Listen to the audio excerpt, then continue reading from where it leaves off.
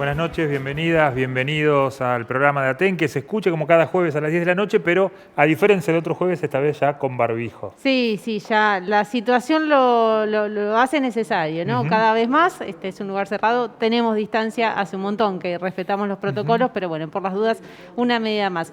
Y una vez más, un programa en el medio de un conflicto que no es de educación, es de salud. Ahora vamos a estar hablando un poco porque, bueno, hubo una marcha importante hoy. Persiste la enorme cantidad de cortes hace más de una semana y no se ve por ahora una solución. Sí, con esta movilización que se realizó hace un rato en el centro de la ciudad, con una carpa que van a instalar también los profesionales de la salud.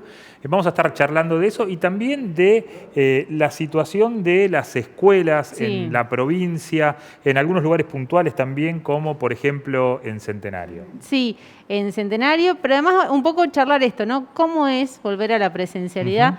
Tanto debate que hay todavía a nivel nacional o en Buenos Aires, ¿no? ¿Cómo es volver el tema de las burbujas, los protocolos? Bueno, fuimos a una escuela a mirar, vamos a estar hablando de eso. Y después también nos fuimos un poco a Plotier, al más conocido como el puesto de Plotier. Muy lindo, estuvimos en una mañana de producción ahí con Facu. Nosotros no hicimos nada, pero bueno, tomamos nota, grabamos un poco y vamos a estar mostrando todo esto. Y también, bueno, lo que vos decías, la actualidad de Centenario. Un programa muy completo, de aquí hasta las 11 de la noche. Esto es Que se escuche, el programa de Aten. Aten, ¿por qué afiliarnos? Porque es el único sindicato docente en la provincia que logra conquistas concretas para todas y todos los trabajadores de la educación desde hace más de 38 años. Porque tiene una historia de compromiso, militancia, coraje, organización y lucha en defensa de la escuela pública y las condiciones para enseñar y aprender. Porque resiste de manera colectiva los embates y atropellos políticos permanentemente. Porque construye luchas y militancias en favor de una escuela más democrática, igualitaria y justa, amorosa, intercultural e inclusiva. Porque quiere el empoderamiento de cada compañera y compañero con una contundente formación pedagógica, sindical y política. Porque es nuestra herramienta de lucha para disputar y conquistar derechos. Por eso, afiliate para fortalecer la lucha. Afiliate para defender la escuela pública. Te esperamos, compañero o compañera. Carlos Fuentealba presente. Silvia Rogetti presente. Aten.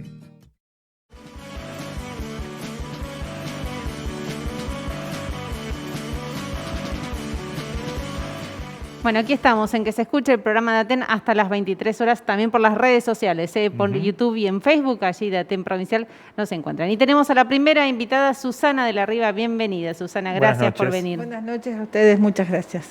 Bueno, un poco veníamos hablando del tema de salud, ¿no? Porque hubo una marcha importante en el día de hoy y además mañana Aten ha convocado un paro. Sí, nosotros evaluamos que es necesario que el gobierno de la provincia ponga fin a este conflicto, reciba a los trabajadores y a sus representantes y finalmente lleguen a un acuerdo. Venimos de un conflicto nuestro que se terminó hace 20 días, donde nuestras asambleas, después de un debate y después de la participación en toda la provincia, resolvieron aceptar una oferta del gobierno, y esto hay que decirlo porque por ahí se confunden los términos de las negociaciones. De ninguna manera lo que hemos recibido nosotros ha sido solo un 15% de aumento. Tenemos un promedio real del 30% en el aumento en el salario de compañeros y compañeras y un aumento importantísimo para los compañeros que recién se inicia el escalafón. Entonces nos parece que la negociación, la organicidad en el marco del sindicato es el camino que debe el gobierno reorientar, volver a llamar a esos compañeros de salud y sentarlos a una mesa, porque la verdad que las condiciones en que ellos están trabajando son terribles, más ahora que se avecina otra nueva ola, que la pandemia otra vez nos acecha. Y quienes están en esos cortes y en esas movilizaciones son compañeros, amigos, familias, hermanos y compañeros que están y compañeras que están luchando. Digo, en cada rincón de la provincia nosotros hemos visto cómo nuestra organización está solidarizándose y acompañando y con presencia. Así que bueno, con nuestro paro del día de mañana le estamos diciendo al gobierno de la provincia que es necesario que resuelva urgente este conflicto. Nos hemos convocado con actividades en todas las seccionales. En el caso de la confluencia vamos a hacer junto con una permanencia, una conferencia con otros sindicatos para exigirle al gobierno esto, que llame a los trabajadores, que lo resuelvan, y en cada una de las localidades hay distintas actividades coordinadas en muchos casos con quienes están participando del paro y las actividades que realizan los trabajadores de salud. ¿Y cómo analizás, Susana, vos esta postura del gobierno, que también la tuvo en buena parte del conflicto con Aten, de no llamar al diálogo, de no sentarse a negociar, y por otro lado, decretar de manera unilateral una propuesta salarial como la de estos 30.000 pesos que ofreció ayer? El decreto quizás es la salida unilateral al no poder terminar de negociar. Digo, cuando ya es decreto no tenés que ni aceptar ni rechazar, ya dijeron que se lo van a pagar el día de mañana. Entonces, es bastante difícil de entender a veces al gobierno de la provincia. A nosotros nos ha pasado estar en conflictos enormes con el gobierno 3 o 4 meses para que después de no en pandemia, digo, porque en pandemia hasta podría buscarse algunas justificaciones, estar 2 o 3 meses de conflicto con ellos para terminar pagándonos lo que empezamos a disputar en marzo o en el año anterior. Yo creo que le ha faltado la muñeca política para decir dónde están las prioridades, dónde están las prioridades. Nosotros conocemos, alguna vez lo tendrán que replantear, porque lo hemos planteado también en las legislaturas, lo hemos planteado a los funcionarios, un uso, digo, de esta bendita regalía, que todo el mundo anda atrás de esa regalía, un uso más razonable de eso. La provincia no agarra directamente las regalías que obtiene de la renta petrolera. Primero cobran las empresas que están depositadas en los bancos extranjeros y lo que queda es para la provincia.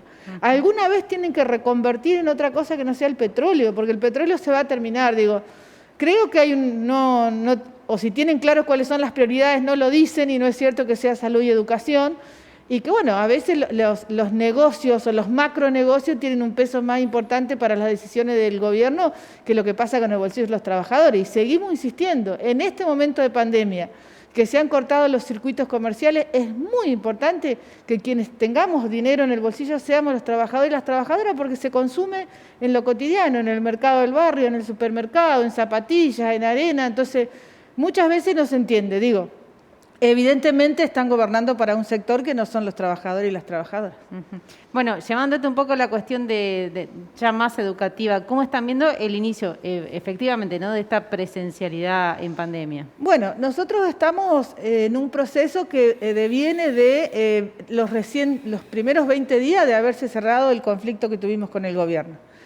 Satisfechos en algunas cuestiones, preocupados en otras. Estamos muy satisfechos porque el salario que los compañeros realmente se cobró, más allá de que algunos detractores y criticaban que esto no es cierto, que tienen el salario inflado, que ya van a ver cuando cobren. La verdad que hemos recibido, se han devuelto lo que hemos charlado con nuestros compañeros, nos han devuelto la seguridad que cobraron lo que Aten dijo que iban a cobrar en la mesa de negociación. Sí, y un acuerdo, Susana, que es citado por otras organizaciones que están en discusiones salariales, ¿no? Por supuesto, por supuesto. Un acuerdo bastante difícil de llegar, digo, romper un techo salarial que el gobierno le había impuesto al resto de los sindicatos, que primero fue un 12, mientras negociaban con nosotros le subieron un 3 más, y decía que en caso de que otros sindicato consiga una mejor arreglo, se volvía hacia atrás, pero para nosotros, digo, un salario que no es cierto que es todo no remunerativo o en negro, como habitualmente se dice. Nuestro salario está compuesto de varios ítems, varios de ellos dependen del valor punto, entonces hubo un aumento del 15% a valor punto, pero aumentaron un montón otros índices y otros conceptos que tenemos, y sí hay un valor no remunerativo que empieza siendo 3.500 y que en la negociación de julio esperamos que pase a ser remunerativo. Digo, bueno, eso es bueno. La otra cosa que valoramos muchísimo es que finalmente con el acuerdo hemos conseguido que se restituyan los canales habituales de ofrecimiento de cargos y horas en todos los niveles y las modalidades. Han salido cargos interinos que no se habían cubierto el año pasado, han salido suplencias de cargos directivos, hubo ascensos, por eso hay suplencias de cargos directivos.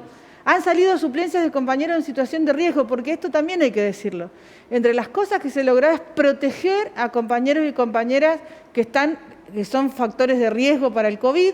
Entonces, no están de licencia ellos, están con la dispensa laboral y a disposición de su escuela para poder hacer tareas en la virtualidad, no presencialidad. Claro. Eso para nosotros, digo, estamos en eso, en controlar que se cumplan los acuerdos firmados tanto en salario como en acceso al trabajo. Claro, no tienen que ir, digamos, presencialmente porque son de riesgo, pero no perdieron el cargo. No perdieron el cargo y siguen trabajando.